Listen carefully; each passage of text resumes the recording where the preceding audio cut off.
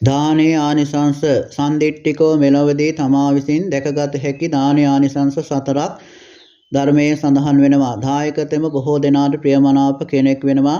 දායකතුමා පිළිබඳ යහපත් කීර්තිරාවයක් පැතිරෙනවා.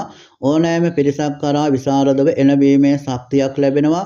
යහපත් කල්යාණ මිත්‍ර ආශ්‍රයයක් ලැබෙනවා. එසේම දානානිසංස සූත්‍රයට අනුව ගිහි ධර්මයන්ගෙන් නොපිරුණු කෙනෙක් වෙන බව දක්වා තියෙනවා. අකණ්ඩව සිල්ලාදී ගුණ පන්සිල්ලාදී ගුණ රකින්නෙකු යන අර්ථයයි. තවද මරණින් මතු සුගති ලෝකයක ඉපදීමට මෙම දානමය පින්කම හේතු වන බව පෙන්වා දී තියෙනවා.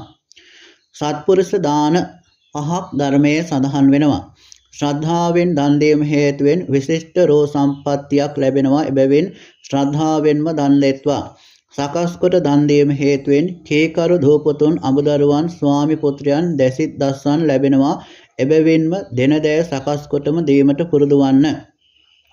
ආගන්තුක දාන, ගමික දාන, දුර්භික්ෂ දාන ආදී සුදුසු කල්හි දන් දීම හේතුවෙන් තරුණ වයසේදීම බොහෝ සැප සම්පත් ලැබෙනවා. ලෝභයකින් තොරව දන් දීම හේතුවෙන් හොඳ ආහාර පාන, යාන වාහන, ගේ දොර ආදී පරිභෝජනය කිරීමට සිත නැමෙනවා. ලැබෙන දෑ පරිභෝජනය කිරීමට සිත නැමුනේ ලෝභයෙන් තොරව දන් දීපු නිසා.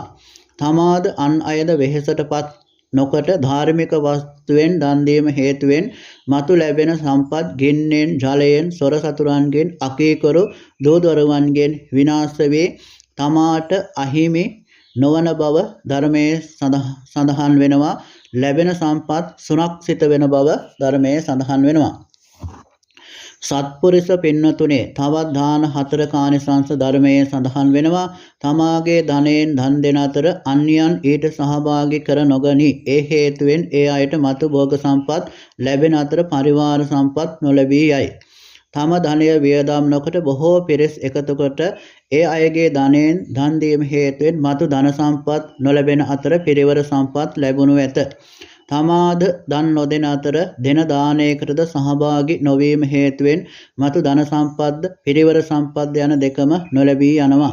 තම ධනයද යොදා අන් අයද ඊට සහභාගී කරගෙන දෙන දානය හේතුවෙන් මතු ධන සම්පත්ද පිරිවර සම්පත් යන දෙකම ලැබෙන බව ධර්මයේ සඳහන් වෙනවා.